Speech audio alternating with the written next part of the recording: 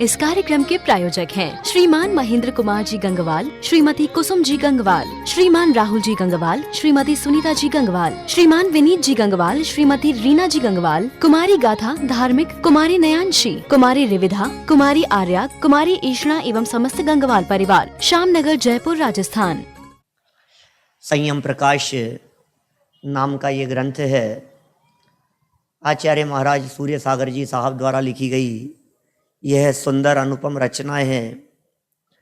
वर्तमान के आचार्यों में कुछ ऐसे अपूर्व आचार्य हुए जिन्होंने सिद्धांतों से किसी भी रूप में समझौता नहीं करते हुए बहुत दृढ़ता से बात का प्रतिपादन किया और आगम के आधार से कसौटी पर कसकर पूरी प्रामाणिकता के साथ इन सब बातों को प्रस्तुत किया। हम बहुत लंबे समय से इस ग्रंथ पर स्वाध्याय कर रहे हैं, नियमित स्वाध्याय चलता है, लेकिन तीर्थंकरों का जीवन कुछ इस प्रकार का होता है कि 8 वर्ष के हो जाने पर उनका जीवन अणुव्रतियों जैसा हो जाता है। 2 कषाय चौकड़ी का अनुदय उनके जीवन में दिखाई देता है। व्रतियों के जीवन में क्या क्या होना चाहिए इसकी भी चर्चाएं हुई और कुछ प्रेरणाएं भी हमें दी कि हमें इस तरह के व्यापार नहीं करने चाहिए, ऐसे गलत कार्य नहीं करने चाहिए। ये कार्य देखने में तो लगते हैं अच्छी इनकम होगी, लेकिन वो सब श्रावक के योग्य नहीं है। श्रावक के योग्य नहीं मतलब हमारे योग्य नहीं है, ऐसा समझ लो आप। हम नहीं करें उन कार्यों को, ऐसे कार्यों से बच करके रहें। और आज कुछ एक प्रकरण को और आगे हम बढ़ा रहे हैं और प्रकरण कुछ इस तरह का चल रहा है, चलने वाला है कि 2-2 नावों पर सवारी चलेगी नहीं भाई साहब। 2 नाव पर सवारी करके आप चाहो कि मैं मंजिल तक पहुंच जाऊंगा कि पार लग जाऊंगा, ऐसा संभव नहीं है।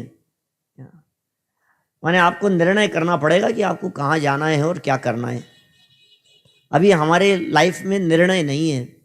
मंदिर आ गए तो मैं भगवान आत्मा हूँ चालू हो गया, और दुकान पर बैठे तो अरे मैं ही भगवान हूँ यहाँ तो क्या। माने अभी कुछ निर्णय नहीं है हमारे को। यहाँ आ गए तो भगवान भी दिखते हैं, भगवान आत्मा की चर्चा भी होती है, और फिर दुकान पर तो पैसा ही भगवान दिखता है।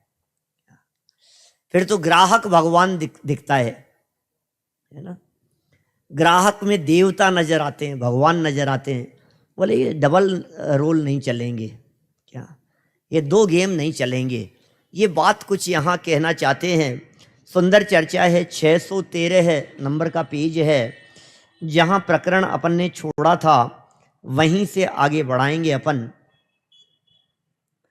दुनिया के अनेक विषाद और पंथों की भरमार देखकर घबराए हुए भव्य को किसका अनुसरण करना चाहिए, इसका उत्तर देते हैं। धर्म के नाम पर सब चल रहा है भाई साहब, क्या क्या नहीं चल रहा है आज धर्म के नाम पर। हर व्यक्ति ये कह रहा है, मैं बता रहा हूँ ना सच्चा धर्म, यही सच्चा धर्म है। कोई कबूतरों को ज्वार डालने में धर्म बतला रहा है, कोई गायों को घास डालने में धर्म बतला रहा है, कोई गायें पालने में धर्म बतला रहा है, कोई किस में धर्म बतला रहा है, कोई अवतारों की चर्चा कर रहा है, कोई किसकी बात कह रहा है, कोई अस्पतालों में जाकर के दीन दुखी लोगों की सेवा करने में धर्म बता रहा है। सबने अपनी अपनी दृष्टि से धर्म की परिभाषाएं बना रखी है। कोई पूजन पाठ करने में धर्म मान करके बैठा है, कोई शांति धारा करने में धर्म मान के बैठा है, कोई अभिषेक कराता है, सुबह जाकर के पक्षाल कराता है, और मैं इससे ज़्यादा क्या धर्म करूँगा, और कुछ सुनने में अटक गए हैं। तो हमें ऐसा लग रहा है कि बहुत धर्म हो गया है। यहाँ ये कहना चाह रहे हैं भैया सच्चा धर्म क्या है, उसे समझ करके उस मार्ग पर चलने का प्रयत्न किया जाना चाहिए। श्रुतिर्विभिन्ना स्मृतयो विभिन्ना नैको मुनिर्यस्य वचः प्रमाणम् धर्मस्य तत्त्वं निहितं गुहायां महाजनो येन गतः स पंथः। श्रुति, स्मृति आदि तथा ऋषियों के मंतव्य परस्पर भिन्न भिन्न हैं। ये सब अन्य मतों की चर्चा की है। दुनिया में हर धर्म दर्शन वाला ये कहता है कि हम सत्य कह रहे हैं। सब अपने अपने भगवान को सर्वज्ञ कह करके पुकारते हैं, वीतरागी नहीं कहते कोई भी। इसलिए अपने यहाँ भैया भगवती दास जी ने लिखा, जो जो देखी वीतराग ने, जो जो देखी सर्वज्ञ ने नहीं कही उन्होंने। हमने ना बड़ी गहराइयाँ होती है विद्वान ज्ञानियों के वचनों में। जो जो देखी सर्वज्ञ ने ऐसा नहीं कहा वही होगा, क्योंकि वो कह रहे हैं वो भी सर्वज्ञ हैं, वो भी सर्वज्ञ हैं, वो भी सर्वज्ञ हैं, सब अपने अपने देवता को सर्वज्ञ मान करके बैठे हैं। कपिलो यदि सर्वज्ञ सुगतो नेति का प्रमा, ता विभो यदि सर्वज्ञो मत भेदा कयम तयो। उनके कहने से उनको, सुगत के कहने से सुगत को सर्वज्ञ मान लो, तो कपिल के कहने से कपिल को सर्वज्ञ क्यों नहीं मान लो। कपिल सांख्य मत के प्रवर्तक हैं, सुगत बौद्ध मत के प्रवर्तक हैं। और आचार्य समंत भद्र स्वामी कहते हैं यार दोनों को ही मान लो ना, यदि आप ऐसा कहते हो कि उनके कहने से उनको और उनके कहने से उनको। तो जो सांख्य मत के प्रवर्तक कपिल हैं वे कहते हैं वस्तु सर्वथा नित्य ही है, और जो बौद्ध मत के प्रवर्तक सुगत हैं वे कहते हैं वस्तु सर्वथा अनित्य ही है। और यदि दोनों को सर्वज्ञ मान लिया जाए तो मतभेदा कयम तयो, मतभेद क्यों है फिर। तो कश्चित एव भवेत गुरु, ऐसा लिखा उन्होंने। कोई एक ही उनमें से श्रेष्ठ हो सकता है, कोई एक ही सच्चा हो सकता है। भाई साहब दोनों तो सच्चे हो नहीं सकते हैं, परस्पर विरोधी बातें दिखाई देती है। यहाँ ये कहना चाह रहे हैं इनके सबके मंतव्य परस्पर भिन्न भिन्न है। धर्म का तत्व इतना सूक्ष्म है कि मानो गुफा में छिपा हुआ है। इसलिए महापुरुष, तीर्थंकर, गणधर आदि जिस मार्ग पर चले हैं उसी मार्ग पर कटिबद्ध तथा दृढ़ होकर भव्य धर्मात्मा को चलना चाहिए। क्या कह रहे हैं, धर्मात्मा को उसी मार्ग पर चलना चाहिए जिस पंथ चले भगवंत वही आचरिए। बड़े पंडित जी साहब की पंक्तियां हैं, जिस पंथ चले भगवंत, वीतरागी संतों का मार्ग बस वही मार्ग अपनाने योग्य है, उसी मार्ग पर चलने योग्य। कौन सा मार्ग अपनाएंगे हम वही मार्ग अपनाएंगे जो वीतरागता का मार्ग होगा, हम वही मार्ग अपनाएंगे जो सर्वज्ञ का मार्ग होगा, हम वही मार्ग अपनाएंगे जो त्याग का मार्ग होगा, वैराग्य का मार्ग होगा, संयम का मार्ग होगा, साधना का मार्ग होगा। उस मार्ग को हम अपनाएंगे। हम भोग के मार्ग को नहीं अपना सकते, हम त्याग के मार्ग को अपनाएंगे। हमारे यहां भोग की नहीं त्याग की प्रधानता है। देखिए क्या लिख रहे हैं आगे, निरतिचार 12 व्रत पालने के इच्छुक को राज्य आदि का त्याग करना ही चाहिए, क्योंकि राग और वैराग्य ये दोनों कार्य एक साथ नहीं निभ सकते। राग भी होवे और वैराग्य भी होवे, ये दोनों कार्य एक साथ कैसे निभ सकते हैं। दोनों बातें एक साथ निभेगी, दोनों नहीं निभ सकते। राग और वैराग्य ये दोनों कार्य एक साथ नहीं निभ सकते। सो ही एक कवि के वचन से भी स्पष्ट होता है। आपने सुनी होगी पंक्तियां, दो मुख पंथी चले न पंथा, दो मुख सुई सिए न कंथा, दोए काज नहीं होत सयाने, विषय भोग अरु मोक्ष हूँ जाने। दोनों काम कैसे हो सकते हैं। कितना सुंदर है ये दोहा, तीर्थ क्षेत्रों पर लिखा रहता है, प्राचीन तीर्थ क्षेत्रों पर। क्या एक ही पथिक जैसे पूर्व और पश्चिम दो मार्गों को तय नहीं कर सकता, अथवा एक सुई दो और कपड़े को सीने सिलने में असमर्थ हैं। सुई है, सुई सिल रहे हैं, तो ऐसा नहीं हो सकता कि इधर भी सिलें और इधर भी सिलें। दोनों साइड सिलने का काम नहीं हो सकता, एक ही दिशा में चलेगी वो। इसी तरह से कोई पुरुष चाहे कि मैं भोग भी भोगता रहूं और मोक्ष का भी साधन कर लूं, तो ऐसे परस्पर विरुद्ध कार्य एक साथ नहीं हो सकते। ये दोनों कार्य एक साथ नहीं हो सकते हैं। आप निर्णय कर लीजिए आपको क्या करना है। आपको सुख बुद्धि किस में दिखाई देती है। आप कहते हैं कि साहब धर्म में आनंद है, और फिर वहां जाते हैं तो भोगने में आनंद दिखाई देता है, खाने पीने में आनंद दिखाई देता है। दोनों में आनंद कैसे दिखाई देगा।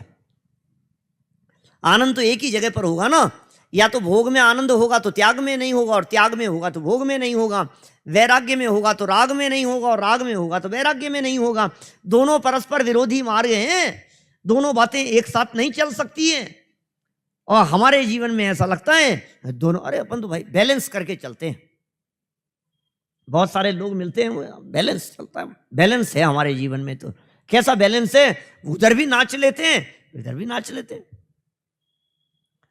अपने तो वो डांस सीखा था बुला करके, और फिर अपने को तो यदि वो शादी पार्टी में नाचना हो तो उसमें भी नाच लेते हैं, और पंडित जी भक्ति में यदि हमारे को खड़ा कर देते हो तो भी नाच लेते हैं। अपने तो बराबर बैलेंस बना करके चलते हैं अपन तो, उधर भी और इधर भी। भाई ऐसा नहीं चलता है, बैलेंस तो होना चाहिए, लेकिन बैलेंस का अर्थ ये है, माने आपकी अंतरंग परिणति में यदि ये तत्व ज्ञान उतरा हुआ होगा तो निश्चित ही विषय भोगादि के प्रति अंतर परिणति में उदासीनता आए बिना नहीं रहेगी। आप कहीं भी बैठे हो, मैं बैठने का निषेध नहीं करता, मैं शादी विवाह आदि आयोजनों का निषेध नहीं करता, सब जगह पर जाएंगे होंगे, परिवार में रहते हैं, सब जगह पर सब काम होंगे, लेकिन ज्ञानी की अंतरंग परिणति कैसी होती है, सवाल तो वो चल रहा है। चाहे घर में रहें चाहे वन में रहें, अब ये दो शब्द जो हैं घर और वन, अब इन दोनों को आप बदल लो, मंदिर में रहें चाहे शादी में रहें, अब घर में आयोजन है तो होता ही है ना, मकान में रहें, धर्मशाला में रहें, तीर्थ क्षेत्रों में रहें, चाहे घर में रहें चाहे वन में रहें, जो निज में समाये रहते हैं, सब काम जगत के किया करें, नहीं मोह किसी से करते। तन्मय नहीं होते, तादात्म्य में नहीं होते, सहज रहते हैं। ज्ञानियों की परिणति अत्यंत सहज हुआ करती है। ये ज्ञानी बनने की विधि बतला रहे हैं, मतलब आपको यदि ऐसा लगे कि हम तो ज्ञानी नहीं है, हमें क्यों बता रहे हो ये बातें, अरे ज्ञानी जिनको होना हो उनके लिए हैं ये बातें, और क्या कहें। ज्ञानी की परिणति कैसे होती है ये जान करके ज्ञानी बनना है तो हमेशा विचार करना, ज्ञानी कैसे होते हैं, ज्ञानी कैसे होते हैं, ज्ञानी का उठना बैठना कैसे होता है, ज्ञानियों का चलना कैसे होता है। अरे ज्ञानी बनने की भावना हो तो ज्ञानियों का विचार, ज्ञानियों का चिंतन, ज्ञानियों की सोच, ज्ञानियों की दृढ़ता वो किस तरह की होती है ये बराबर हमारे दिमाग में चलना चाहिए। हर परिस्थिति और घटना में ज्ञानियों को सामने रखो, साथ में लेकर के चलो। राकेश जी भाई साहब, बराबर साथ में, हमारे साथ में ज्ञानी चलेंगे। इस परिस्थिति के अंदर बनारसी दास जी होते तो क्या करते, इस परिस्थिति में टोडरमल जी होते तो क्या करते, इस परिस्थिति में सदाशिव दास जी ने क्या किया, ऐसी परिस्थिति में गुरुदेव श्री होते तो क्या जवाब देते। ये हमारे जितने ज्ञानी लोग पूर्व परंपरा से हुए हैं, जो गृहस्थ भी थे और ज्ञानी भी थे, उनके जीवन में घटी हुई घटनाओं को देखकर, सीता के जीवन में कैसी घटना घटी, अंजना के जीवन में क्या हुआ, मनोरमा के जीवन में क्या हुआ, चंदनवाला के जीवन में क्या हुआ, किस किस के जीवन में कैसी कैसी, अनंगसरा के जीवन में कैसी घटना घट गई, हम विचार करें उन सब बातों को देख देख करके और देखें, निर्णय करें कि हम कहाँ खड़े हुए हैं। ज्ञानियों की परिणति जैसी होती है उससे कहीं कुछ मेल खाती है क्या अपनी परिणति, अपने विचार? दो निषेध कर रहे हैं, ये दो दिशाओं में नहीं होगा। दो नाव में यदि सवारी करोगे तो डूबे बिना नहीं रहोगे। दो नाव में सवारी कैसे हो सकती है, दो घोड़ों के ऊपर सवारी कैसे हो सकती है? दोनों पर चलें अपन, दो घोड़ों के ऊपर खड़े होकर के नहीं चल सकते भाई साहब। क्या आसान नहीं है, हल्का सा दो सूत भी आगे पीछे हो गया और गया नीचे गहरी धार के बीच में। ये सिखा रहे हैं यहां पर, ये कह रहे हैं हाँ समव्याप्ति में दोनों कार्यों की संभावना रहती है।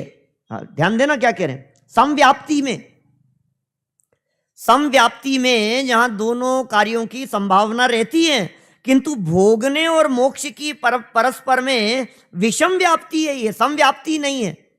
ये मार्ग उल्टे हैं, पूर्व और पश्चिम जैसे उल्टे हैं। एक ही दिशा में यदि दो कार्य हो रहे हो तो दोनों कार्यों की व्याप्ति हो सकती है कि दोनों साथ साथ में निभ सकते हैं, लेकिन विषम है तो संसार और मोक्ष ये दोनों एक साथ में नहीं हो सकते। जैसे एग्जाम्पल दिया, शीत और उष्ण स्पर्श की तरह है, माने शीत और उष्ण स्पर्श की तरह। राग द्वेष तो दोनों परस्पर में एक दूसरे के आश्रित हैं, ये तो हो सकते हैं। राग और द्वेष तो, राग भी वर्त रहा हो और द्वेष भी वर्त रहा हो और एक साथ वर्त रहा हो, क्योंकि राग और द्वेष दोनों एक ही व्यक्ति के जीवन में एक साथ भी हो सकते हैं। किसी के प्रति राग और किसी के प्रति द्वेष, विषय अलग अलग हैं, व्यक्ति एक ही है और दोनों एक साथ वर्त रहे हैं, ये बात तो संभव है। लेकिन राग भी हो और वीतराग भी हो, बोले ये नहीं हो सकता। राग द्वेष के साथ में वीतरागता हो, ये बात संभव नहीं है। ये एक दूसरे के आश्रित हैं राग द्वेष तो, इसलिए एक साथ ही रहते हैं, जैसा कि इष्टोपदेश की टीका में स्पष्ट किया गया है। इष्टोपदेश की टीका में क्या कहते हैं देखिए, बड़े सुंदर विषय हैं, छोटी छोटी सी बातें हैं, प्रेरणादायक बातें कह रहे हैं। माने हमें निर्णय करना पड़ेगा कि हम क्या कर रहे हैं। संजय जी, अपने कोई निर्णय करना है, अपन कहाँ खड़े हैं, क्या करना है, अपने को किधर जाना है। और जिन्होंने निर्णय कर लिया कि भैया हमारा तो रास्ता ही अलग ही है, हमारी मंजिल अलग है भाई साहब, हमारे रास्ते अलग हैं, हमारी दिशा अलग है। हमें आपको मुक्ति की तरफ जाना है कि आपको निगोद की तरफ जाना है, दोनों रास्ते अलग अलग हैं और दोनों हेडक्वार्टर कहे गए हैं। बीच में तो गाड़ी रुकती नहीं है कहीं, बीच में थोड़ी देर के लिए पानी वानी पीने के लिए उतरता है क्या? मनुष्य गति स्टेशन पे उतर गया, थोड़ी देर के लिए पानी पीने के लिए। त्रियंच गति देवगति स्टेशन पर थोड़ा सा ज्यादा लंबे समय के लिए रुक गई ट्रेन कुछ सागरों के लिए, बाकी तो क्या है, फाइनल कहाँ पहुंचना है भाई साहब। यदि आप सही दिशा में गाड़ी को घुमा दिया, स्टीयरिंग सही दिशा में, तो सिद्धालय में ले जाकर के अनंत काल विराजमान हो जाओगे। और यदि विपरीत दिशा में चला तो अनंत काल के लिए निगोद दिशा में चला जाएगा। अब निर्णय तो अपने को करना है कि निगोद की तरफ गाड़ी जा रही है या सिद्धालय की तरफ जा रही है। तो हमें यदि सिद्धालय की तरफ जाना है, साधी अनंत काल के लिए सुख भोगना है, तो हमें दिशा की तरफ विचार करना पड़ेगा। सारा खेल दिशा का ही है जी। सारी दुनिया दशा बदलने में लगी है, दिशा की तरफ कोई विचार ही नहीं कर रहा है। पूरे दुनिया में क्या हो रहा है प्रमोद जी भाई साहब, दशा बदल रही है, कपड़े बदल गए, भेष बदल गया, स्वरूप बदल गया, कपड़े उतर गए, दुपट्टा आ गया, दुपट्टा उतार दिया, पीछे कमंडल हाथ में आ गए, ये हो गया, फिर व्रत ले लिए, नियम ले लिया। मैं सच कह रहा हूँ, आज अपन लोगों की भी यदि अपन बात करें ना, दिल पर हाथ रख करके विचार करना थोड़ा सा, हमारी भी स्थिति क्या है। पंडित जी आजकल मैंने है ना रात्रि भोजन पूरी तरह से छोड़ दिया। अच्छा, बहुत अच्छी बात है। नहीं, अब मैंने रात को पानी पीना भी छोड़ दिया। नहीं, अब तो मैंने बाजार का भी सब छोड़ दिया। जीवन कितना अच्छा हो गया है। अच्छा, बाजार का भी सब छोड़ दिया, अब तो घर में लेता हूं, लेकिन घर में भी मर्यादा का चालू कर दिया मैंने। बहुत बढ़िया। तो अपने को कितना अच्छा लगता है ना, ऐसे मैं बढ़ रहा हूं आगे। क्या क्या लग रहा है भाई साहब? दशा है, ये दशा है भाई साहब। दिशा बदले बिना दशा का कोई महत्व नहीं है। ये दशा बदल रही है, धीरे धीरे और आगे बढ़ के चलो। नहीं, अष्टमी चतुर्दशी को ब्रह्मचर्य से रहते हैं। अरे मैंने तो इतना कर लिया आजकल, तो अष्टमी चतुर्दशी को मैं लाइट वाइट नहीं जलाता हूं, पंखा एसी भी नहीं चलाता, पंखा भी नहीं चलाता हूं।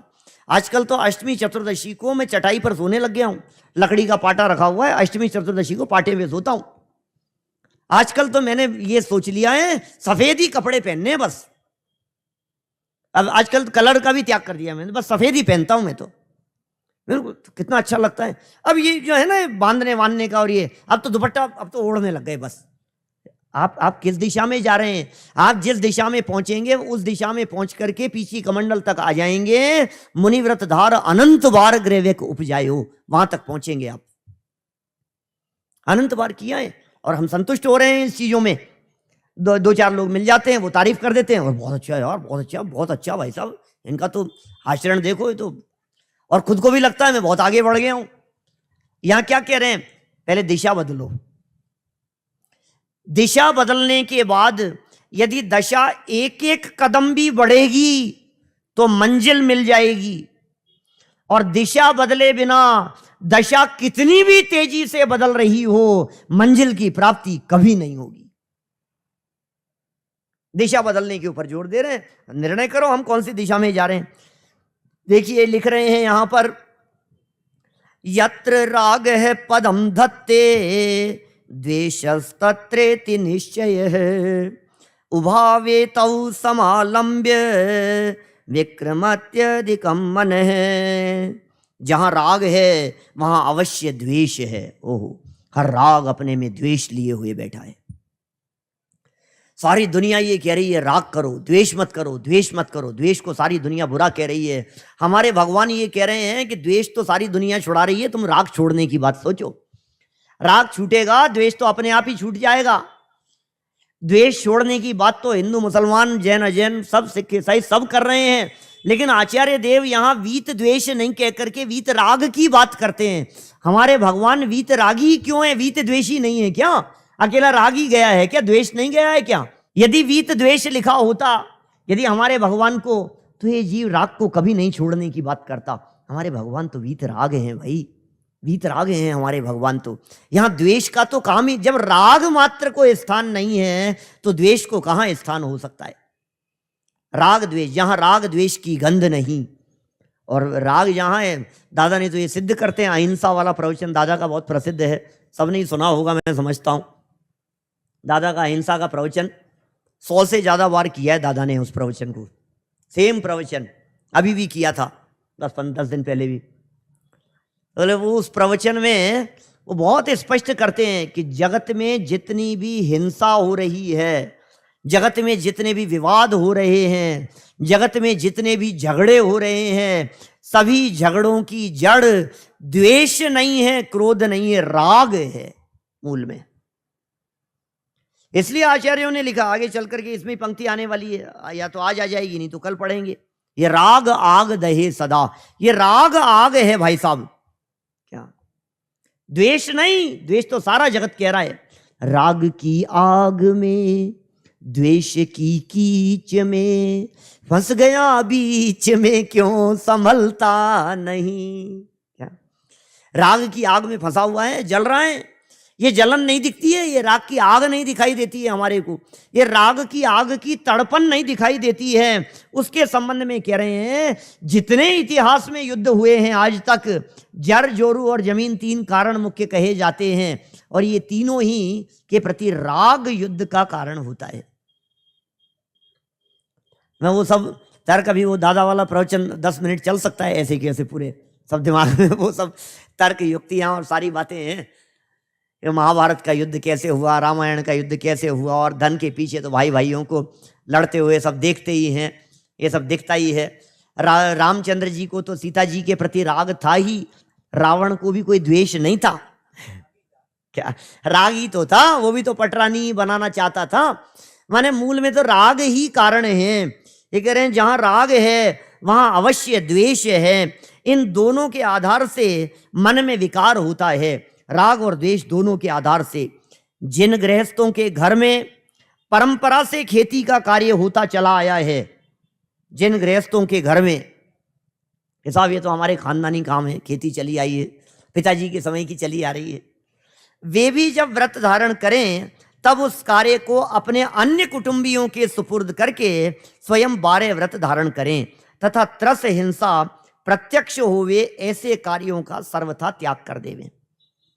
बातें छोटी छोटी हैं, सरल हैं, उपयोगी हैं, लेकिन जीवन में उतारने जैसी हैं। त्रस हिंसा से विरक्त होने की भावना भाएं, हमारे माध्यम से किसी की विराधना कैसे हो सकती है। मैं कहता हूँ कई बार युगल जी बाबूजी साहब के व्यक्तित्व विकास शिविरों का वो वाक्य याद आता है, गूंजता है कि एक मच्छर कैसे उड़ाते हो उससे पता लगता है कि ये जैन है कि नहीं है। अध्यात्म की पराकाष्ठा पर चढ़कर के बोलने वाले ऐसे व्यक्तित्व, वे जब व्यावहारिक स्तर पर बात की उन्होंने, तो इस लेवल पर उतर करके बात की कि आपके कंधे पर बैठा हुआ मच्छर आप कैसे उड़ा रहे हो, इससे पता लगता है कि आप जैन कहलाने के योग्य हो या नहीं हो। बोलो, ये मच्छर है, आप इसे कितनी सरल, मर नहीं जाए वो, आपके हृदय में वो करुणा भाव यदि नहीं है, और आप यदि ऐसे ऐसे उसको चला रहे हो, मार रहे हो, मतलब आप तो जैन नहीं हो सकता। क्या साहब, वो जैन नहीं हो सकता है वो व्यक्ति। कितना अपन कितना सावधानी रखते हैं, एक मच्छर नहीं मर जाए, एक चींटी मर नहीं जाए हमारे माध्यम से, कितनी सावधानी होती है। ये जैनत्व की पहचान है। ये कोई जैन धर्म नहीं है, मैं कोई धर्म की बात नहीं कर रहा हूं। जैन धर्म तो बहुत महान है, जैन धर्म की क्या बात करें तो जैन आचार्य है, ये जैनियों का सदाचार है, ये जैनियों का बाह्य आचरण है, ये जैनियों का जीवन कितना निर्मल होता है बाहर से देखने वालों को दिखाई देता है।